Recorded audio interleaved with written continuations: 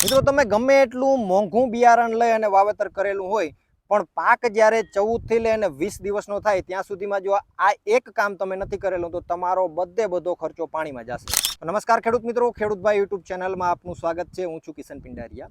હવે આ વખતે ચોમાસાની સિઝન છે, ખૂબ જ સારી એવી થઈ છે અને ઘણા બધા ખેડૂતોએ વાવેતર કરી દીધા છે, ઘણા બધા ખેડૂતો વાવેતર કરવાના છે। હવે આની અંદર મગફળી અને સોયાબીનનું આપણા ખેડૂતોએ ઘણા બધા વાવેતર કર્યું છે। એમાં એક કોમન પ્રશ્ન જોવા મળતો હોય, આપણી કોમેન્ટ બોક્સની અંદર પણ ઘણી બધી જગ્યાએ એ પ્રશ્ન છે જોવા મળેલો છે।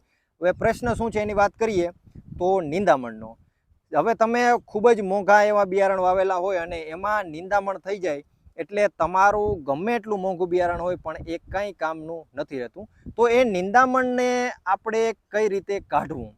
મજૂરોનો પણ ખાસ પ્રોબ્લેમ જોવા મળતો હોય એટલે મજૂરો પણ એ ટાઈમે મળતા નથી અને મજૂરોથી જે પેલું નિંદામણ હોય એ કાઢવું ખૂબ જ મુશ્કેલ બનતું હોય। એટલે એના માટે આજે આપણે એક સારું એવું સોલ્યુશન લઈને આવી ગયા છીએ અને એ સોલ્યુશન છે ધાનુકાનું આ પર્જ।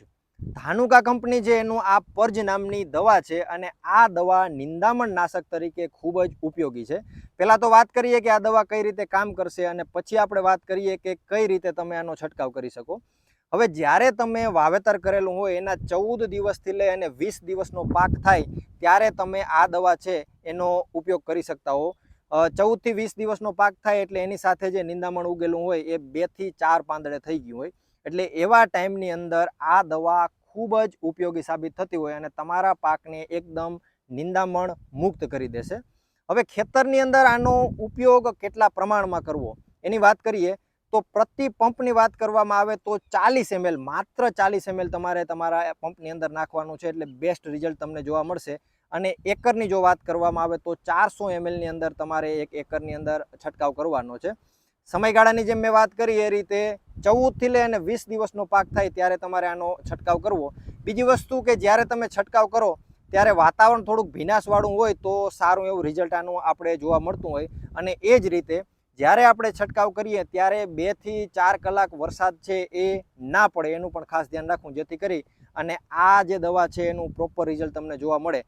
હવે કયા કયા પ્રકારના નિંદામણ છે આની અંદર નાશ થાય તો મોસ્ટલી બધા નિંદામણ છે નાશ થઈ જાય એની અંદર પછી આપણે સાંકડા પાંદડાવાળું નિંદામણની વાત કરીએ અથવા તો પોળા પાંદડાવાળું અથવા તો પટ્ટી પાંદ આપણે જે કહીએ એ બધેની અંદર આ દવા છે એ ખૂબ જ સારી એવી ઉપયોગમાં આવતી હોય છે અને ઘણા બધા ખેડૂતો છે એ પણ આનું સજેશન દેતા હોય અને આ કંપની છે એ પણ ખૂબ જ જૂની એવી કંપની છે એટલે જરૂરથી તમારા ખેતરની અંદર નિંદામણ નાશક તરીકે આ દવાનો એક વખત ઉપયોગ કરો, સારું એવું રિઝલ્ટ તમને જોવા મળશે।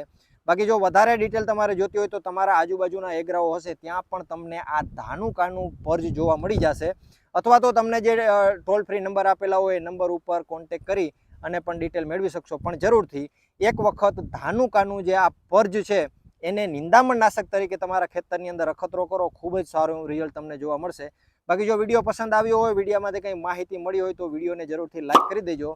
બાકી આવા ટેકનિકલ વિડીયોઝ તમારે જોવા હોય તો એ પણ જરીક નીચે કોમેન્ટ કરતા જાય જેથી આપણે ખબર પડે।